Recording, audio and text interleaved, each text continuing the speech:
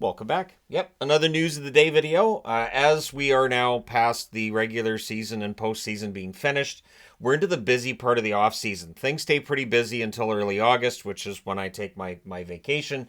Because A, that is the most convenient time for us to take our holiday, and B, that's usually when there's a dead time where there's not a lot going on. I say that even though while we were in Las Vegas last August, that's when the Huberdeau Kachuk trade ended up going down. But at any rate, some news of the day for all you fine people, and I'm not going to guarantee this is going to be the last news video for today because it is that crazy time where there's a lot of signings, a lot is happening. So for me, it kind of is a busier time than during the regular season, although I don't have to watch 12, 14, 15 games. Anyways, for anybody who is concerned about Bratt and whether or not there might be a prolonged issue between these two sides when it comes to money or contract, nope. Jesper Bratt's been re-signed by the New Jersey Devils. It's an 8-year contract extension. The cap hit a reasonable $7.85 million. It's reasonable because remember that salary cap's going to be going up a lot in 2024. And so these cap hits that we might look at now and say, that seems a little bit high, will immediately become, wow, that's a really good deal. So this past year, Jesper Bratt, 82 games, 32 goals, 41 assists, 73 points. It is the second straight season he has recorded 73 points. He is 24 years of age, and I think he's just going to get better. And yeah, and we'll see how things go for him. But for New Jersey, an 8-year contract means they don't have to worry about it. They don't have to think about it. And when that contract expires, he'll be 32 years of age, which isn't bad. This is how the contracts work now. You're supposed to go from your mid-20s till your early 30s with these contracts. The guys who, back in the day used to get paid when you're in your 30s. The NHL no longer runs that way. So all the best to Bratt and New Jersey. And if anybody's wondering, this is my Chico Resch jersey. So Michael Andlauer. Yep, we're going to talk about the Sens for a minute here. Bruce Garriock reporting that Michael Andlauer, if he wants to make any changes with the Ottawa Senators and the way anything's done, it's not going to happen. Not yet. Because the paperwork isn't finished. The sale's not completed yet. And that process could take weeks. Worst case scenario, it could take until September, but I don't think that's going to happen. I think they'll try to rush it through.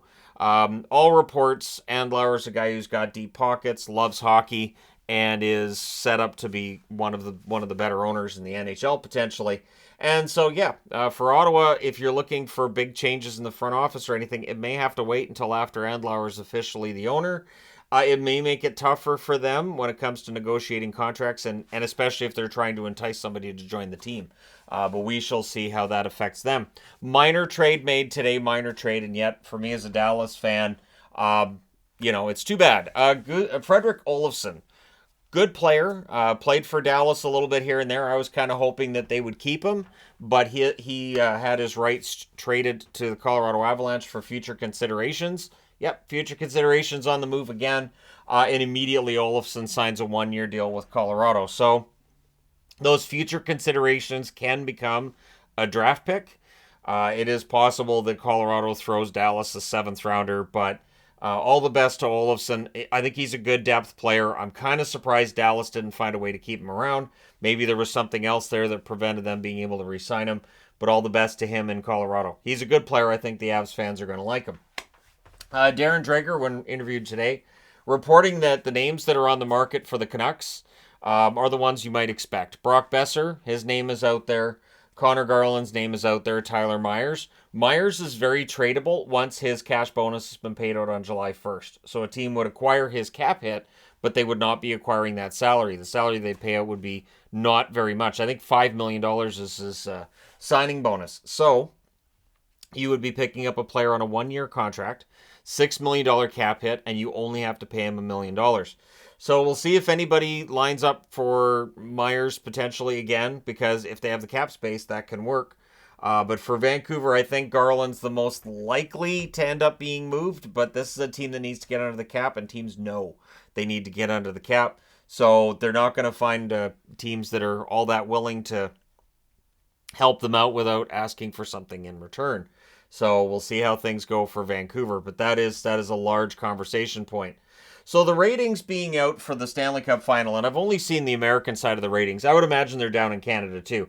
It's not surprising to me that they're down. They're the lowest ratings since 2007 in the States, when we had Anaheim and Ottawa. Not a surprise those ratings were low either, neither Anaheim nor Ottawa being a draw in the States. Now, the ratings were high for the first and second round. They dropped in the conference final or semifinal. I've seen it being called semis more lately, but it is the conference finals. And this is just how it works. When you have the Southern teams, your Final Four, ratings are going to drop.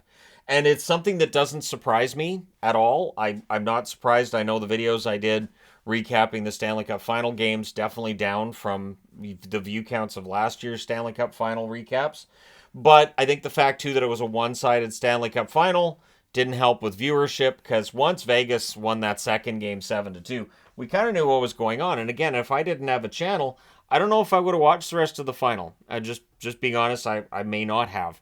Might have been like, well, Vegas is going to win the cup. Cool. I'll watch something else.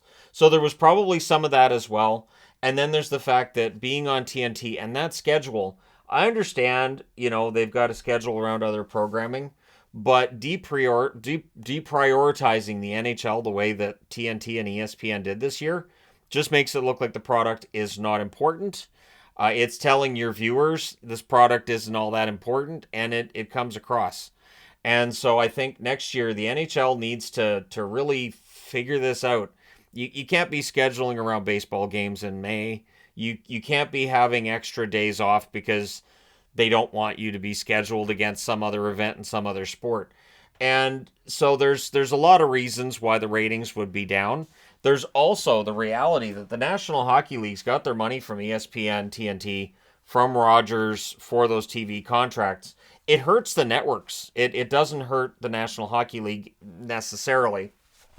And with all of the record-setting revenues for advertising, record-setting revenues for sponsorships on the jerseys, on the helmets, and of course the digital ads and all the extra money coming in, the NHL still makes record money this year. So it'd be great to have a Stanley Cup final where you have two teams that really draw. But yeah, Vegas and Florida aren't going to draw, right? So, and I'm also going to point this out because I've been doing NHL videos now for over 7 years. And in my experience, there are certain teams that when I post a video, I know that the view counts are going to be lower. So I got 5 from the West and 5 from the East. I found that Anaheim, San Jose don't draw that well. Arizona, unless it's about moving, it doesn't draw. And I hate that that's the reality, but that's where it is. Dallas does not draw. There's not nearly as many fans of Dallas as other teams. Nashville also, I've found that they had a bump after the Pekka Rinne-led Stanley Cup final run in 2017, but that didn't last that long. And then in the East, Florida absolutely is a team that does not draw views.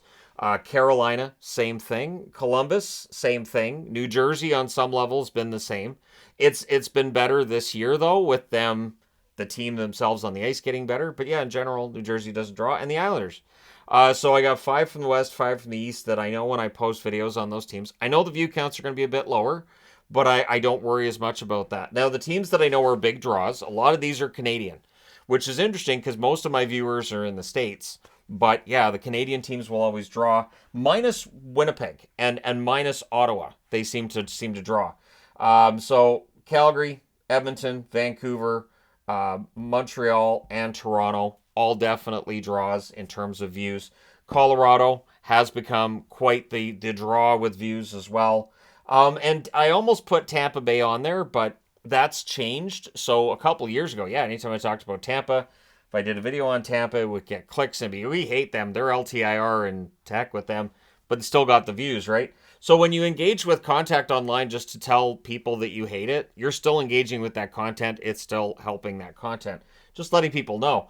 And then on terms of other American teams, Boston's a draw. There's hate watching for that. And Pittsburgh, and there's probably some hate watching there as well. And then teams that aren't on the board, around average. Round average, not teams that don't draw views. There are, of course, examples of exceptions to that.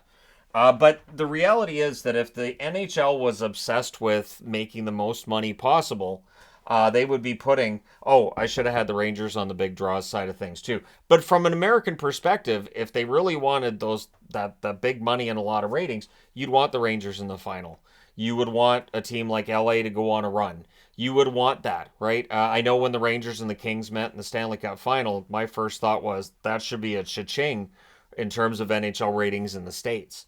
It does make a difference, and of course, when a Canadian team's in the final, I think it negatively impacts the ratings, usually in the States, but it positively impacts it here in Canada. And yeah, so I just wanted to throw that out there and throw it back over to all you fine people. But that's the reality of it. That it does feel like certain things. And of course, a big draw is anytime I talk about potential relocation, which again will implicate Arizona in there, but that does tend to generate a ton of views and a ton of discussion, as well as anything on officiating. So, and I know I've seen all the comments about, it's the officiating. The officiating sucks. That's why people aren't watching. I've been hearing that since the 80s. It never changes. It just, the teams and the players that people are mad at change, but the general feeling doesn't change. But hey, let me know your thoughts in the comment section below, as always. Don't forget to hit like and subscribe if you're browsing your way through. You just happened upon this video. Thank you guys so much for watching, for all your support. I will talk to you again soon.